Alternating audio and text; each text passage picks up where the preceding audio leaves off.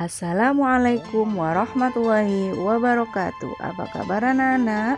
Berjumpa kembali di dalam pembelajaran pendidikan Al-Islam di kelas 9 dengan materi haji dan umroh. Namun sebelumnya, mari kita mulai dengan bacaan basmalah.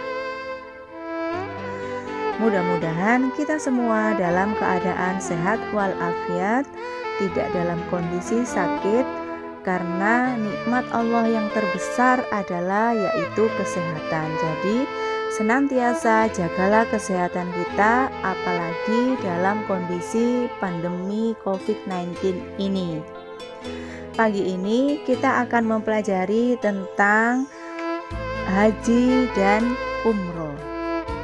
Bagaimana ketentuannya haji dan umroh di dalam Islam? Nah, mari kita simak materi kita. Kesempurnaan Islam seseorang adalah terpenuhinya rukun Islam yang 5, dan salah satunya adalah menjalankan ibadah haji. Apakah yang dimaksud dengan haji itu? Haji secara bahasa adalah menyengaja atau menuju. Sedangkan menurut istilah syara, haji berarti sengaja mengunjungi Baitullah di Mekah untuk melaksanakan ibadah kepada Allah pada waktu tertentu dan dengan cara tertentu secara tertib. Ibadah haji merupakan rukun Islam yang kelima yang hukumnya wajib dikerjakan bagi orang Islam yang mampu, sesuai dengan firman Allah surat Ali Imran ayat 97 yang berbunyi, walillahi 'alan nasi hajjul baiti man istata'a ilaihi sabila, yang artinya mengerjakan haji adalah kewajiban manusia terhadap Allah, yaitu bagi orang yang sanggup mengadakan perjalanan ke Baitullah. Ketentuan kewajiban haji dan umroh bagi seseorang hanya berlaku satu kali dalam seumur hidupnya. Apabila seseorang menjalankan ibadah haji dan umroh lebih dari satu kali, dianggap sebagai ibadah sunnah. Syarat-syarat haji. Syarat haji adalah ketentuan-ketentuan yang harus dipenuhi sebelum ibadah haji itu dilaksanakan. Ketentuan-ketentuan yang dimaksud antara lain 1. Islam, 2. Baligh, 3. Berakal sehat, 4. Merdeka, yang kelima adalah istito'ah atau mampu, yakni mampu dalam hal biaya, kesehatan, keamanan, dan nafkah bagi keluarga yang ditinggalkan. Selanjutnya adalah rukun haji. Rukun haji adalah ketentuan-ketentuan atau perbuatan-perbuatan yang harus dilaksanakan pada waktu haji. Jika salah satu rukun haji tidak dilaksanakan, maka hajinya tidak sah. Di antara rukun haji antara lain yaitu 1. Ihram. Ihram yaitu berniat mengerjakan haji dengan berpakaian ihram. Pakaian ihram bagi laki-laki adalah memakai 2 helai kain yang tidak berjahit dan bersambung. Yang satu diselendangkan, sedang yang lain dililitkan atau disarungkan untuk menutup aurat. Disunahkan berwarna putih. Boleh memakai ikat pinggang yang tidak disimpul mati dan tidak boleh memakai baju atau celana. Adapun pakaian ihram bagi perempuan adalah pakaian yang dapat menutup seluruh tubuh sebagaimana pakaian biasa atau berjahit, dengan muka dan telapak tangan tetap terbuka. Yang kedua adalah wukuf di padang Arafah. Yang ketiga adalah tawaf. Tawaf itu adalah mengelilingi Ka'bah sebanyak 7 kali. Rukun haji yang keempat yaitu sa'i. Sa'i adalah berlari-lari kecil dari Bukit Sofa ke Bukit Marwah sebanyak 7 kali. Yang kelima adalah tahallul atau melepas pakaian ihram dan memotong rambut kepala atau memotongnya sebagian. Dan yang keenam tertib. Artinya pelaksanaannya berurutan mulai dari rukun yang nomor 1 sampai dengan rukun yang nomor 5.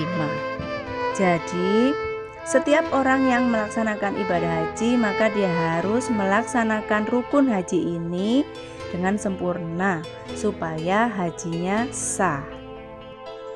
Selanjutnya, wajib haji. Wajib haji adalah suatu perbuatan-perbuatan yang harus dilakukan pada waktu haji. Tetapi, kalau salah satu wajib haji tidak dilaksanakan, maka hajinya tetap sah, tetapi harus membayar dam atau denda. Di antara wajib haji itu adalah 1. Ihram mulai dari mikot, yaitu batas waktu dan tempat yang telah ditentukan untuk melaksanakan ibadah haji dan umroh. Yang kedua, melempar jumroh, yaitu terdapat 3 jumroh, yaitu jumroh ula, jumroh wusta, dan jumroh aqobah. Yang ketiga adalah mabit atau menginap di Musdalifah. Yang keempat, mabit atau menginap di Mina.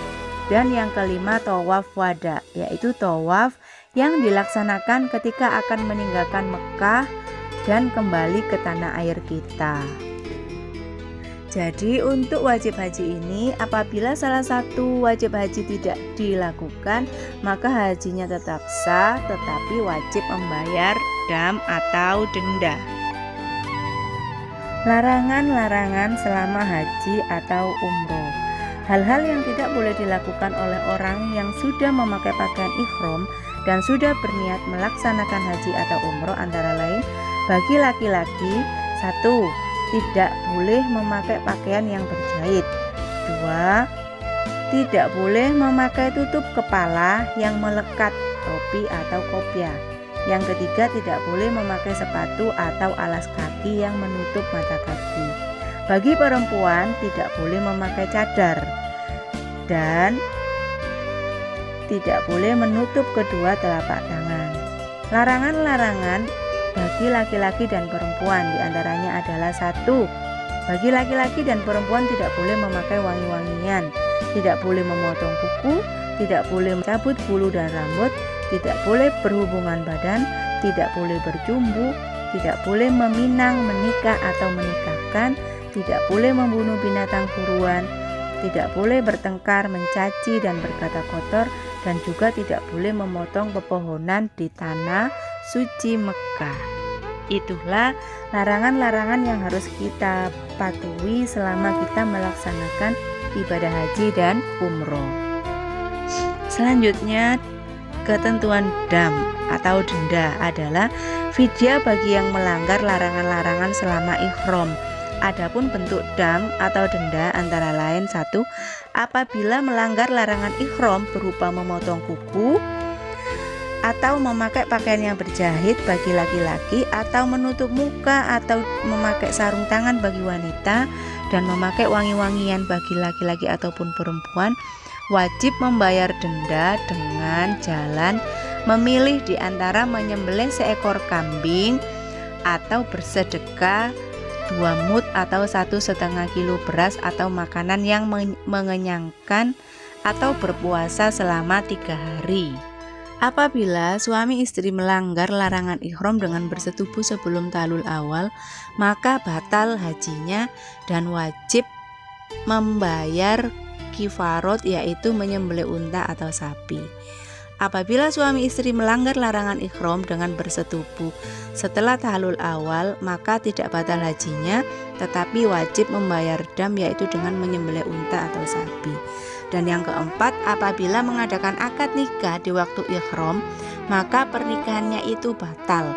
Yang bersangkutan tidak membayar dam atau denda. Jika tidak ingin membayar dam atau denda, maka kita harus melaksanakan rukun dan syarat haji secara sempurna serta menghindari larangan-larangan selama berhaji dan umroh. Selanjutnya adalah mengenai umroh. Umroh secara bahasa artinya ziarah atau berkunjung. Sedangkan menurut istilah, umroh adalah berziarah ke Baitullah dengan cara-cara tertentu tetapi tidak terikat oleh waktu.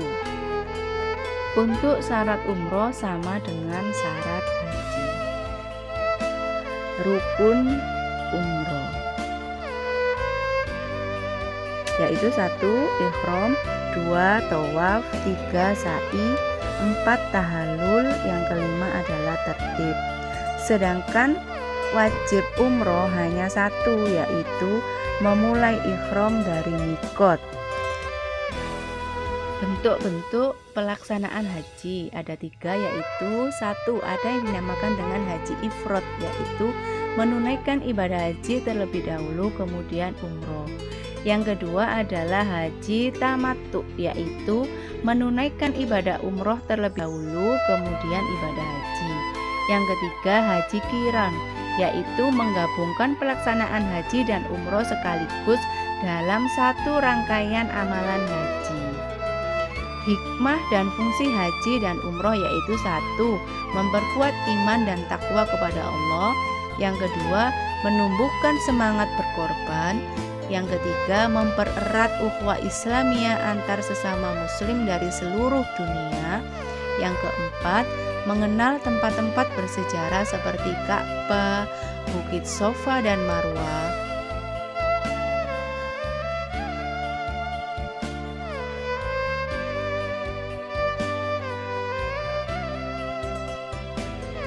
Sumur Zam-Zam dan Hajar Aswad.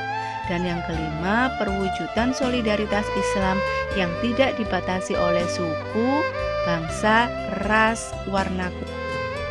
Selanjutnya, perbedaan haji dan umroh. Nah, apa sih sebenarnya perbedaan haji dan umroh? Nah, haji dan umroh itu ada perbedaannya, yaitu 1. Ibadah haji dilaksanakan pada bulan tertentu, yaitu di bulan Dzulhijjah. Sedangkan umroh dilaksanakan sewaktu-waktu. Yang kedua, jika dilihat pada rukun haji, ada wukuf di Arafah. Sedangkan rukun umroh tidak ada wukuf. Nah, demikian perbedaan haji dan umroh. Jadi, terletak pada rukun haji dan waktu pelaksanaannya. Mudah-mudahan sudah paham ya. Demikian pembelajaran kita hari ini. Mudah-mudahan bermanfaat bagi kita semua dan menambah pengetahuan bagi kita semua, sehingga memperkuat iman dan tekad kita untuk melaksanakan